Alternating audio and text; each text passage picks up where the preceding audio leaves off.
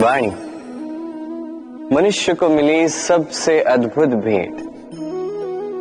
ये वाणी है जो मनुष्य को संसार में सारे अन्य जीवों से भिन्न बनाती है, संसार में सबसे ऊपर ले जाती है। इसी वाणी के कारण हम एक दूसरे से संवाद साध सकते हैं। मैं अपनी मन की भावनाएं किसी से व्यक्त कर सकता हूं, कोई और उसके मन की भावनाएं मुझसे व्यक्त कर सकता है। ये वाणी ही हमारी सबसे बड़ी ढाल भी है।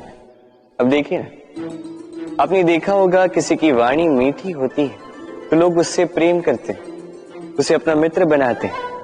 वहीं किसी की वाणी यदि कड़वी होगी तो लोग उससे घृणा करते हैं, उसे अपना शत्रु मान लेते हैं। ये वाणी ही है जो भाषा बनकर हमारा इतिहास लगती है। किंतु क्या हम सच में वाणी के विषय में इतना सोचते हैं जितना हमें सोचना चाहिए? सोचिए, मनुष्य को बोलना सीखने में कितना समय लगता है। कुछ बालक 1.5 वर्ष की आयु में सीख जाते हैं, कुछ 2 वर्ष, कुछ 3। अब मनुष्य 1.5 वर्ष की आयु में बोलना सीख तो जाता है, पर क्या बोलना है ये जीवन भर सीख नहीं पाता।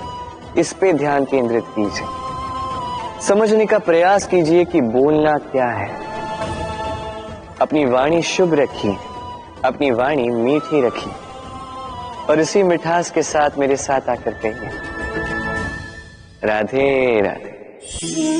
हम में से कई लोग अक्सर स्वयं को अकर्मण्य मान लेते हैं। सोचते हैं अब तक इतने प्रयास किए, कुछ नहीं मिला, कदाचित आगे भी कुछ नहीं मिलेगा, और इसीलिए अपने जीवन का सारा बोझ किसी और के कंधे पर डाल देते हैं, स्वयं पर विश्वास ही खो देते हैं। क्यों नहीं समझ पाते ये बात कि जब तक पांव में कांटा नहीं चुभेगा व्यक्ति को ज्ञात कैसे होगा कि आगे नीचे देखकर चलना होगा। सूर्य को स्वयं जलना पड़ता है ताकि दूसरों को प्रकाश दे सके। रात्रि के अंधकार से लड़ने के लिए चंद्रमा को आकाश में अकेले चलना पड़ता है। नदी अपनी यात्रा कैसे बनाती है, अपना मार्ग कैसे बनाती है? इन चट्टानों से लड़कर बनाती है।